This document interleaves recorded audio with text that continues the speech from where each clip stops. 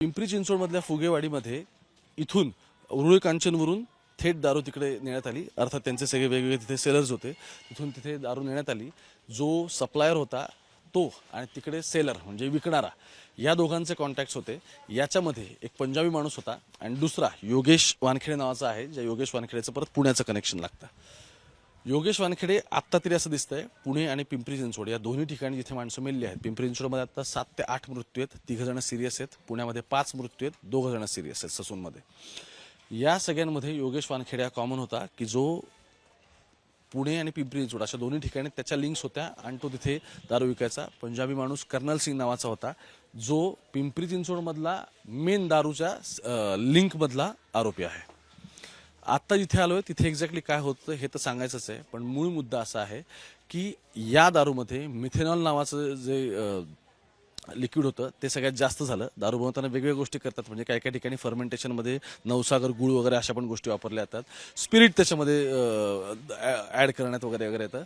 पण मिथेनॉल जास्त झाल्याने काय झालं की ॲट द एंड एनी लिकर ही एक रेसिपी असते, ठराविक प्रमाण त्याच्यावर टाकायला लागतं। आता ऊन जास्त आहे, याच्यामुळे फर्मेंटेशनमुळे सुद्धा वेगळ्या गोष्टी होतात, कारण एका स्पेसिफिक टेम्परेचरला फर्मेंटेशन होणं गरजेचं आहे। या सगळ्यामुळे काय झालं, मिथेनॉलचं प्रमाण त्यामध्ये जास्त होतं।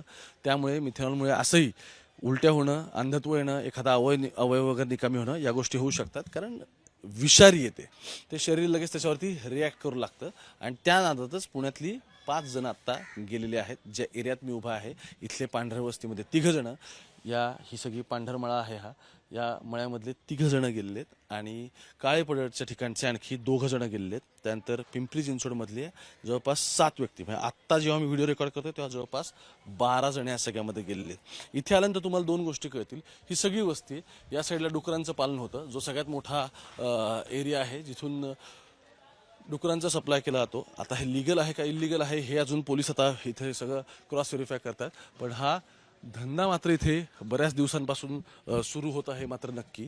आता हा जो डुक्कर आला आहे याच्या एक्झॅक्टली समोर ही सगळी पत्र्याची घरं आहेत। ही तुम्हाला कळेल की हे खालचं कन्स्ट्रक्शन पक्का आहे, पण त्याच्यावरती बांधलेलं मात्र पत्र आहे, ज्याची परमिशन क्लिअर नाही। इथे लोकांना विचारल्यानंतर असं कळतंय की बरीचशी घरं ही थेट लोकांनी इथं ताबा मारून बांधलेली आहेत, मूळ जागा वेगळ्याची आहे। त्या गोष्टी आता क्लिअर होतील। पण पुण्याच्या स्टोरीमध्ये पिंपरी चिंचवड पोलिसांना सगळ्यात आधी लिंक लागली, कारण परवा संध्याकाळी पिंपरी चिंचवडचे पोलीस जेव्हा पोहोचले त्यावेळी त्यांना काय कळलं, पिंपरी चिंचवडच्या पोलिसांना कळलं की लोकांचा मृत्यू झालेला आहे, दारू पिल्यामुळे झाला आहे। त्या प्रकरणामुळे त्यांनी एकाला ताब्यात घेतलं। मग तो म्हटला मी या माणसाकडून दारू घेतली। तिथपर्यंत पोलीस पोहोचले कर्नल सिंगपर्यंत, तिथून पोहोचले योगेशपर्यंत।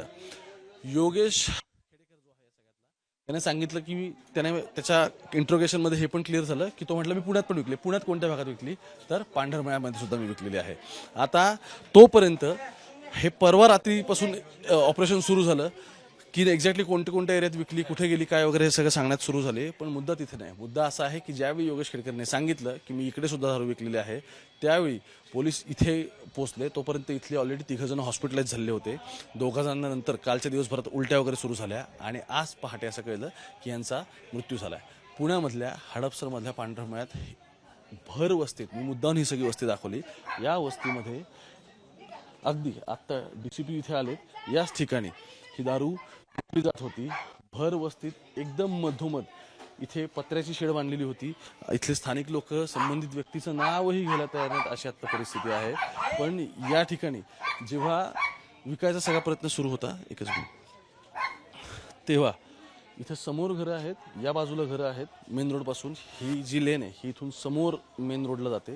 तिथून आत्ताचा हा जो एरिया जिथे आता DCP आणि सगळे अधिकारी येऊन इन्स्पेक्शन करतात, प्लास्टिकच्या पिशव्या असतील बघा तुम्हाला, ज्याला फुगा म्हणून संबोधलं जातं, की कॅनमधून दारू आणली जायची, ती इथे पिशव्यांमध्ये भरली जायची आणि ती इथे विकली जायची। थोड्याच वेळापूर्वी आता हे तुम्हाला पत्रे वगैरे जे सगळे दिसत आहेत हे याच्यामुळे दिसत आहेत की रोहित पवार आले होते, रोहित पवारांसोबत त्यांचे कार्यकर्ते होते, ज्यांनी इथे येऊन दगड घेतले, तोडफोड केली, स्थानिक काही पोरं सुद्धा त्यांच्यासोबत होती आणि हा अड्डा बेसिकली उद्ध्वस्त करायचा प्रयत्न केला।